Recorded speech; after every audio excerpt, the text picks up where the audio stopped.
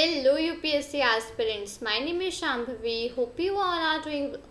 So हम लोग यहाँ पे चैप्टर नंबर 1 को स्टडी आउट कर रहे थे फ्रॉम क्लास 7th और chapter is from the history book जो हम लोग रेफर कर रहे हैं that is your NCERT right. तो चैप्टर का नाम है tracing changes through 1000 years.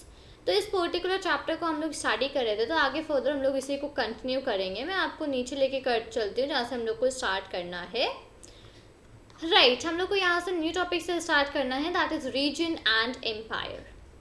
Large state like those of the Cholas, Tughlaqs और मुगल्स encompassed many regions। अब जैसे कि बड़ी बड़ी स्टेट्स जो थी जैसे कि चोलास की स्टेट राइट, तुगलक्स की, मुगल्स की, तो इन सारे स्टेट्स में कई सारे रीजन्स होते थे। अ Sanskrit प्रशस्त्री praising the Delhi Sultan Ghiyasuddin Balbam explained that he was a ruler of a vast empire that stretched from Bengal in the east to Ghazni in Afghanistan in the west and included all the South India। So अब यहाँ पे जैसे कि संस्कृत की प्रशस्ति है, ठीक है। प्रशस्ति एक्चुअली एक टाइप का अब आप ये समझ लो एक टाइप का लाइक राइटअप होता है जिसमें कि प्रेज किया जाता है, ठीक है। तो प्रशस्ति इसमें ये क्या है, इसमें दिल्ली सुल्तान के एक किंग थे घियासुद्दीन बलबान, ठीक है। उनके बारे में लिखा गया है, इसमें समझाया गया है कि वो जो रूलर थे वो एक बहुत बड़े एम्पायर के रूलर थे। वो एम्पायर जो था वो स्टार्ट होता था बंगाल से जो कि ईस्ट में है और वो गजनी तक जाता था जो कि अफ़गानिस्तान वेस्ट में है, और इसमें साउथ इंडिया के और सारे के सारे जो रीजन्स थे वो इंक्लूड हो जाते थे। People of different regions Gauda, Andhra, Kerala, Karnataka, Maharashtra and Gujarat apparently fled before his armies. तो जितने भी डिफरेंट रीजन्स थे जैसे कि गौड़ा, आंध्रा, केरला, कर्नाटका, महाराष्ट्र, गुजरात, ये सारे के सारे इन्हीं आर्मीज़ के अंडर में आते थे, ठीक है। Historians regard these as exaggerated claims of conquest. At the same time, they try to understand why rulers kept claiming to have control over different parts of the subcontinent.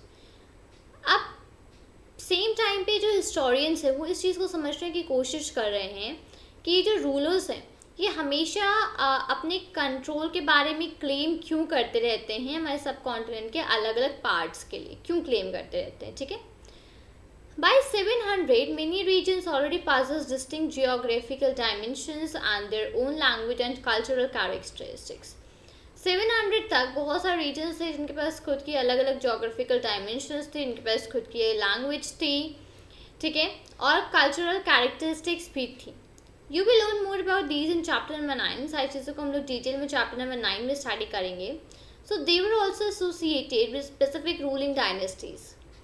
अब ये सब जो भी थे ये स्पेसिफिक की रूलिंग डायनेस्टी के साथ एसोसिएट थे, ठीक है। There were considerable conflict between these states. अब ये जो स्टेट्स थी इनके बीच में एक कॉन्फ्लिक्ट, एक लड़ाई थी, ठीक है। Occasionally dynasties like the Cholas, Khaljis, Tughlaqs और Mughals were able to build an empire that was pan regional spanning diverse regions. तो ये जो जितने भी डायनेस्टीज़ थी जैसे कि चोलास, खलजीज, तुगलक्स और मुगल्स, ये सब लोग एक एम्पायर टाइप का इन लोगों ने एम्पायर अपना बिल्ड किया जो कि इनके पास बहुत सारे रीजन्स में कवर अप था। Not all these empires were equally stable और सक्सेसफुल, लेकिन इसका मतलब ये नहीं है कि सारे के सारे जितने भी एम्पायर्स हैं ये इक्वली स्टेबल या फिर सक्सेसफुल है, ठीक है। अब जैसे कि चैप्टर नंबर 3 और 4 के बाद यहाँ पे आगे करेंगे हम लोग उस चैप्टर में।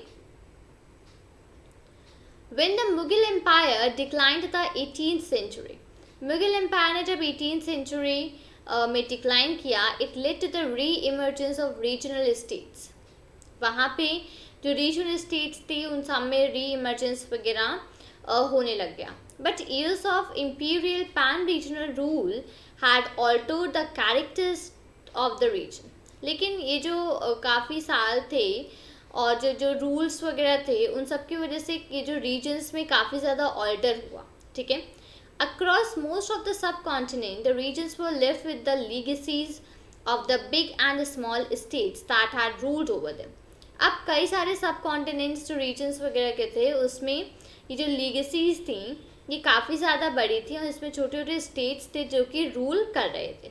This was apparent in the emergence of many distinct and share traditions.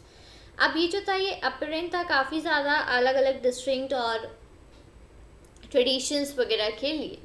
In the realms of governance, the management of the economy, elite cultures and language. Through the 1,000 years between 700 and 1750, the character of the different regions did not grow in isolation. अब ये जो years थे जो 1,000 years थे 700 से 1750 तक के, तो इसमें जो characters थे अलग अलग regions वगैरह थे वो इतने ज़्यादा grow नहीं करे. ठीक है. So these regions felt the impact of larger pan-regional forces of integration without ever quite losing their distinctiveness. तो ये जो regions थे इसमें एक impact पड़ा काफ़ी ज़्यादा बड़े pan-regional forces का, उनके integration का, जो कि उन्होंने अपनी distinct जो उनकी चीज़ें थी उनको लॉस करके उन्होंने उन सारी चीज़ों को गेन अप किया. ठीक है. ग्रेट. फाइन. सो अब हम लोग डिस्कस करेंगे ओल्ड एंड न्यू रिलीजन्स के बारे में. The 1,000 years of history that we are exploring witnessed major development in religious traditions. अब जो हज़ारों साल की जो हिस्ट्री जिसको हम लोग पढ़ रहे हैं और एक्सप्लोर कर रहे हैं उसमें कई सारे डेवलपमेंट्स आए थे रिलीजियस ट्रेडिशंस में भी. People's belief in the divine was sometimes deeply personal but more usually it was collective. Divine में जो लोगों का बिलीफ था वो कई बार काफ़ी ज़्यादा डीप और पर्सनल था, लेकिन यूजुअली ये एक कलेक्टिव था. Collective belief is a supernatural agency. Religion was often closely connected with the social and economical organization of local communities. तो ये जो कलेक्टिव बिलीफ ही एक सुपरनैचुरल एजेंसी लाइक रिलीजन होता है जिसमें लोग काफ़ी क्लोजली कनेक्ट होते हैं सोशल और इकोनॉमिक ऑर्गेनाइजेशन से जो कि लोकल कम्युनिटीज़ की होती हैं. As the social words of these groups altered, so too did their beliefs. जैसे कि जो सोशल वर्ड्स थे इन सारे ग्रुप्स के काफ़ी ज़्यादा ऑल्टर हुए, काफ़ी ज़्यादा चेंज हुए, तो इस तरह से उनकी बिलीव्स भी चेंज हुए.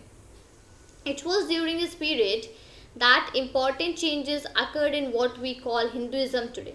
अभी इस टाइम की बात है कि इसमें कुछ जो इम्पॉर्टेंट चेंजेस थे वो हुए जिसको बोलते हैं हम लोग हिंदुइज्म. ठीक है. आज These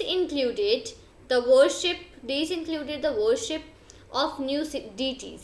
एक चीज़ें इंक्लूड करती हैं जो नई डीटीज़ हैं उनकी वर्शिप को. The construction of temples by royalty, temples वगैरह का कंस्ट्रक्शन रॉयलिटी से. And the growing importance of Brahmanas the priest as dominant groups in society. और ये जो इम्पोर्टेंस जो है ग्रो करना ब्राह्मणास और प्रीस्ट वगैरह की इन सोसाइटी में. ठीक है. Their knowledge of Sanskrit texts earned the Brahmanas a lot of respect in society. अब जो उनके संस्कृत वगैरह लिखते जो टेक्स्ट थे उन्होंने काफ़ी ज़्यादा नॉलेज, काफ़ी ज़्यादा रिस्पेक्ट अर्न कर ली सोसाइटी में. ठीक है. जो ब्राह्मणास थे उन्होंने Their dominant position was consolidated by the support of their patrons, new rulers searching for prestige. अब जो उनके जो पोजीशंस थी, ठीक है, वो जो थी वो पैट्रॉन्स के सपोर्ट से थी. पैट्रॉन्स कौन होते हैं? An influential wealthy individual who supports another person.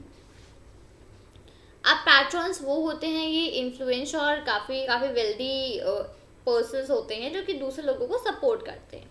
ठीक है. So one of the major development of this period was the emergence of the idea of bhakti. अब इस टाइम के इस डेवलपमेंट का एक सबसे बड़ा जो चीज़ थी उस पीरियड में वो थी आइडिया ऑफ भक्ति. सबसे बड़ी चीज़ डेवलप हुई of loving personal deity that devotees could reach without the aid of priest और इलाबोरेट रिचुअल्स. भक्ति जो आपके पर्सनल डीटी हैं उनको लव करने की. तो जो डिवोटीज हैं वो अपने जो भी डीटी इसको भी प्रेफर करते हैं उन तक रीच आउट कर सकते हैं बिना किसी प्रीस्ट या बिना कोई रिचुअल्स वगैरह के थ्रू. ठीक है. इनके बारे में हम लोग डिटेल में ओल्ट्रेशन के बारे में चैप्टर नंबर 8 में पढ़ेंगे. Okay. This was also the period when new religions appeared in सब कॉन्टिनेंट. ये एक ऐसा टाइम भी था जब नए जो रिलीजन्स वगैरह थे वो सब कॉन्टिनेंट में आए. मर्चेंट्स एंड माइग्रेंट्स फर्स्ट बrought the teachings of the holy Quran to India in the 7th century. जब मर्चेंट्स और माइग्रेंट्स थे वो सबसे पहले जो होली कुरान होती है उसकी जो भी टीचिंग्स वगैरह थी वो इंडिया में 7th सेंचुरी में लाए। Muslims regard the Quran as their holy book and accept the sovereignty of the one God, Allah, who love mercy and bounty, embrace all those who believe in Him, without regards to social backgrounds. तो ये जो Muslims थे उन्होंने Quran को अपनी as a holy book accept किया और उनके जो गॉड जो अल्लाह, उनका जो लव, उनकी मर्सी, उनकी जो बाउंटी है, वो उनका जो बिलीफ है, उन सब चीज़ों को एक्सेप्ट किया विदाउट किसी भी सोशल बैकग्राउंड पर डिपेंड ना होते हुए। Many rulers were patrons of Islam and the ulama learned theologians and jurists. कई सारे रूलर्स जो थे वो पैट्रॉन्स थे इस्लाम के, ठीक है। उन्होंने अलग अलग चीज़ें जैसे कि उलामा, theologians और jurists, इन सारी चीज़ों को लर्न किया। And like Hinduism, Islam was interpreted in a variety of ways by its followers. और जैसे कि हिंदुज़म उसी तरीके से इस्लाम भी अलग अलग तरीके से अलग अलग वैरायटी में इंटरप्रेट किया जाता था उनके फॉलोअर्स से। There was the Shia Muslims who believed that the Prophet Muhammad's son-in-law Ali was the legitimate leader of the Muslim community, and the Sunni Muslims and the Sunni Muslims who accepted the authority of the early leaders of the community and the succeeding caliphs. अब यहाँ पे दो type के Muslims थे, एक शिया Muslims थे, एक Sunni Muslims. जो शिया मुस्लिम थे वो ये बिलीव करते थे कि जो मोहम्मद का जो सन इन लॉ, प्रॉफिट मोहम्मद का जो सन इन लॉ अली, वो एक लेजिटिमेट लीडर है मुस्लिम कम्युनिटी का, वो एक लीडर है मुस्लिम कम्युनिटी का। और जो सुन्नी मुस्लिम थे वो एक्सेप्ट करते थे कि जो अथॉरिटी है पुराने लीडर्स की, जिनको वो खलीफाज बोलते हैं उनकी कम्युनिटी की, उसी को आगे सक्सीड करना चाहिए। There were other important differences between the various schools of law, Hanafi and Shafi mainly in India. इसके सिवा भी कई सारे इंपॉर्टेंट डिफरेंसेस थे जो वेरियस स्कूल्स थे लॉ के उनमें।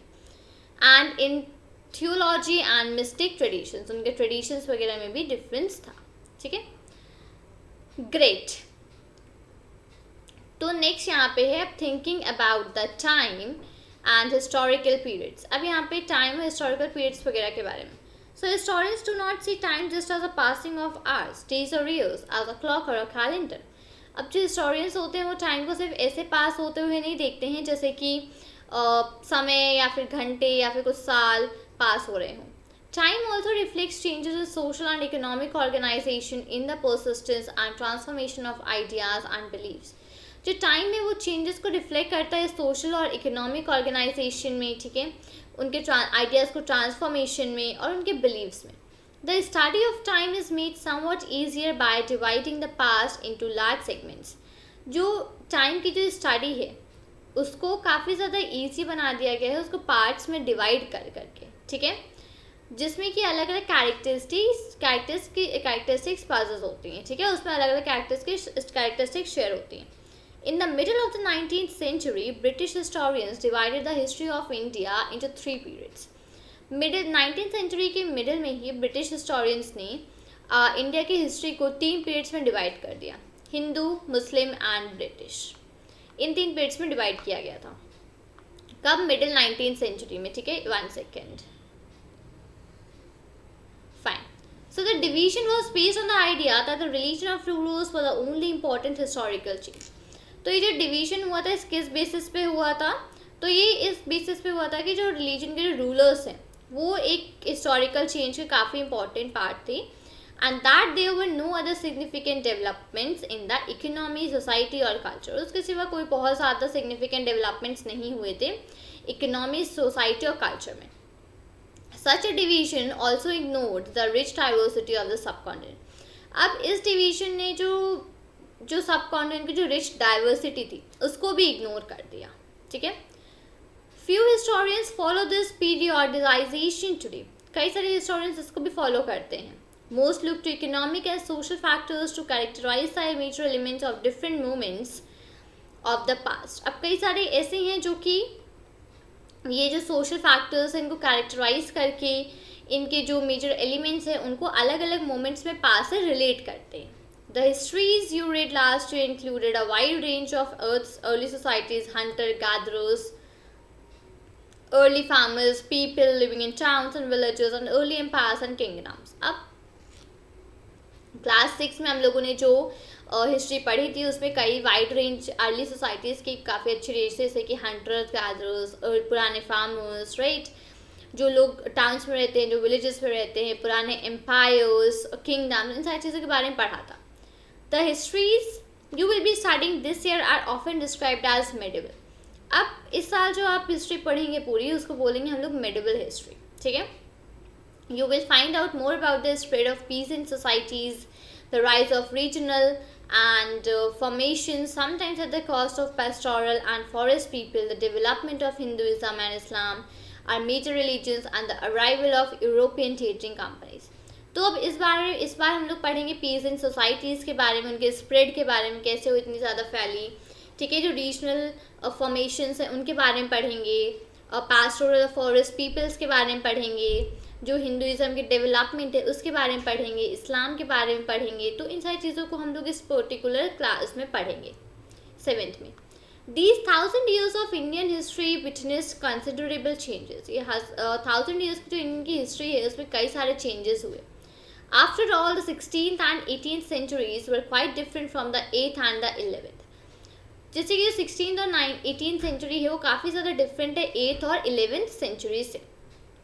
Therefore, describing the entire period as one historical unit is not without its problem. तो जो ये जो entire period को डिस्क्राइब करा गया है एक historical unit में बिना किसी problems के. ठीक है. Moreover, the medieval period is often contrasted with the modern period. जो medieval period है उसको modern period से contrast किया गया है. Modernity carries with it a sense of material progress and intellectual advancement. Modernity जो है वो अपने साथ एक progress और एक advancement को carry करती है. This seems to suggest that the medieval period was lacking in any change whatsoever, but of course we will know this was not the case. तो ये जानने से ऐसा लगता है कि जो medieval period है वो कुछ चीज़ों में lack कर रहा था. हम लोग जानते हैं ऐसा नहीं है. ठीक है. So during these 1000 years, the societies of the subcontinent were transformed often, and economies in several regions reached a level of prosperity that attached the interest of European trading companies. अब इन 1000 years में जो societies थी subcontinent की वो काफ़ी ज़्यादा transform हो गई. ठीक है. इकोनॉमीज़ वगैरह काफ़ी रीजन्स की काफ़ी अच्छी हो गई. जो prosperity थी, एक लेवल prosperity वो काफ़ी अच्छी हो गई.